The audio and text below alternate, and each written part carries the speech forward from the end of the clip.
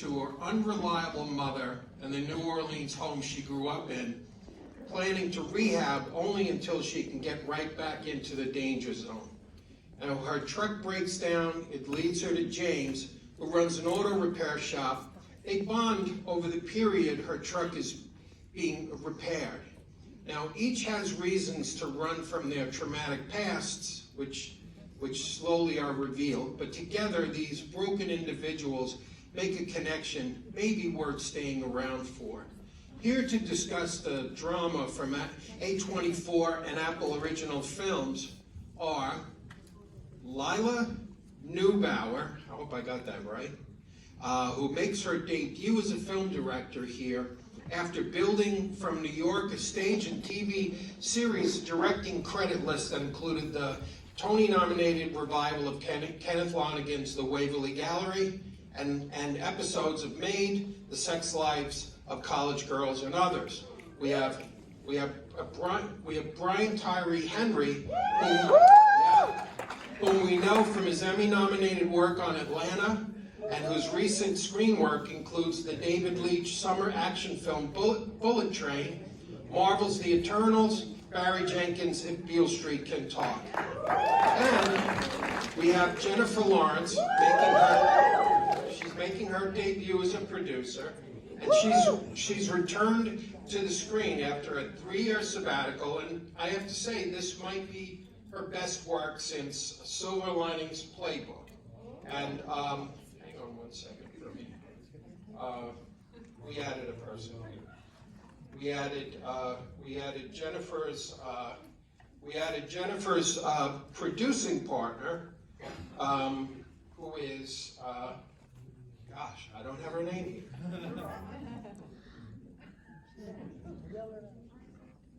Line.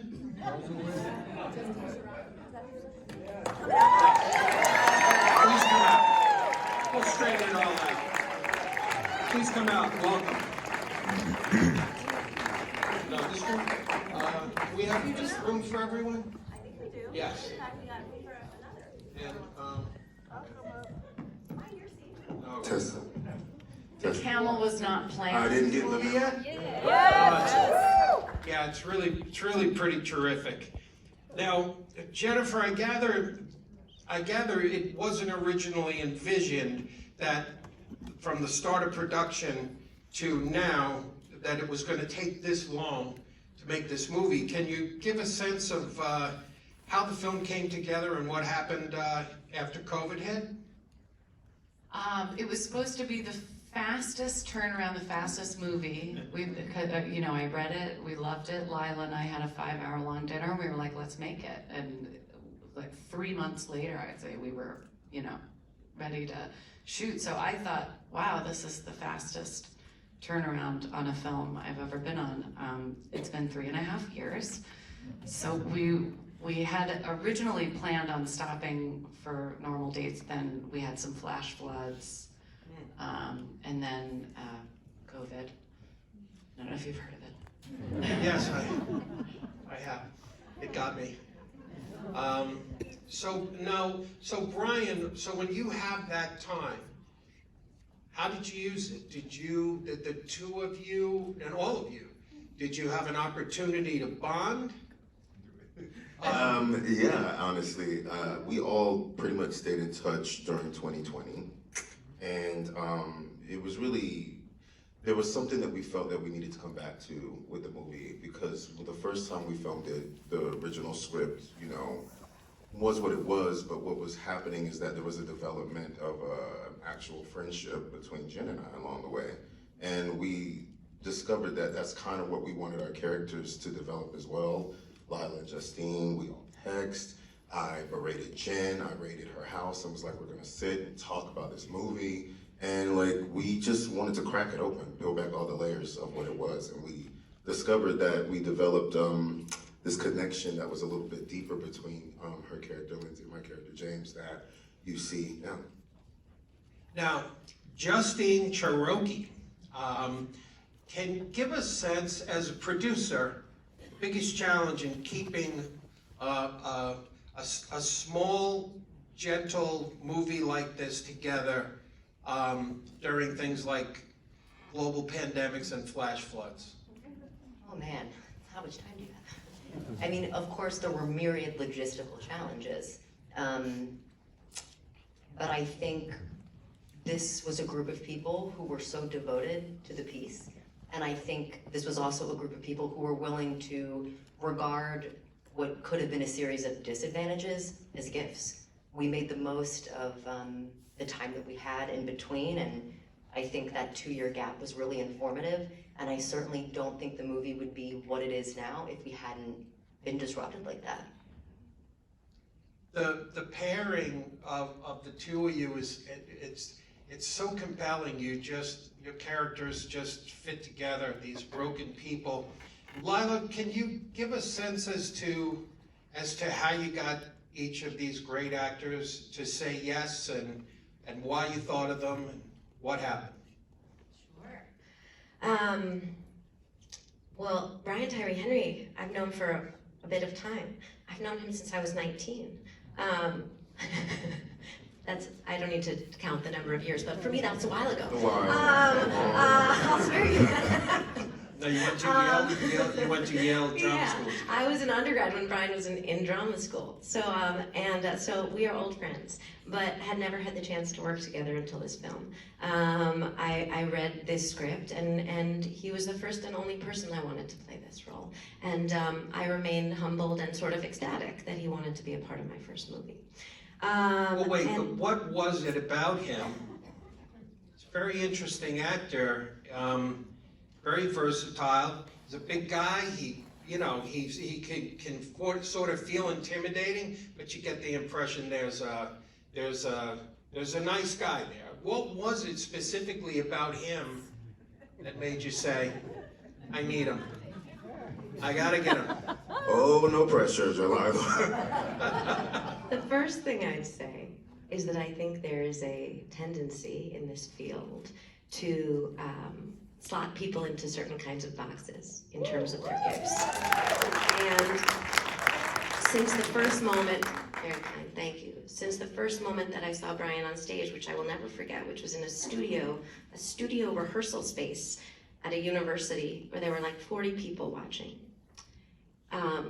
Brian will not be confined by those boxes. He is an actor, I think, of singular range and capacity. He can do anything. I really believe that. And in the case of this particular role, so I would have been looking for anything to do with Brian.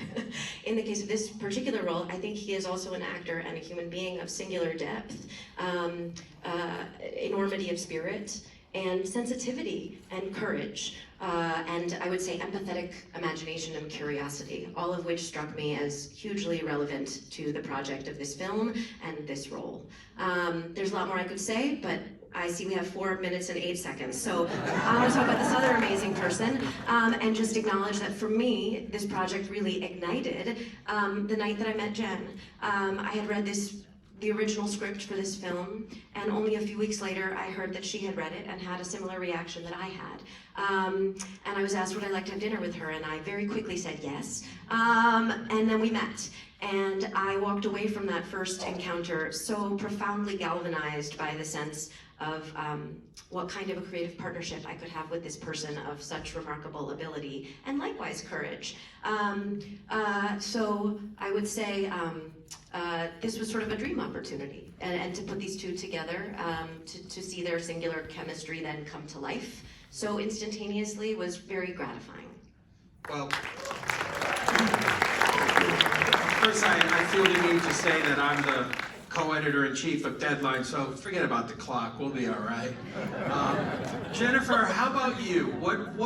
What is it what was it about the script and where you wanted to be as an actress and a producer? You're making your producing debut here, I believe. What was it that this character and this relationship between these kind of, it's one of those things, two broken people who kind of make a whole. What was it? I mean, it's so funny when it's all said and done and finished and everything looks like a perfect plan. And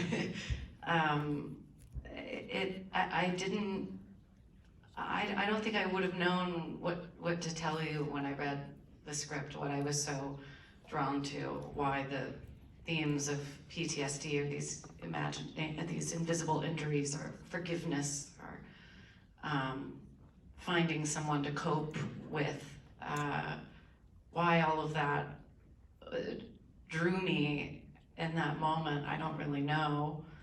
And I knew I wanted to make it, and then when I met Lila, I knew that Lila was the only person who I wanted to make it with. And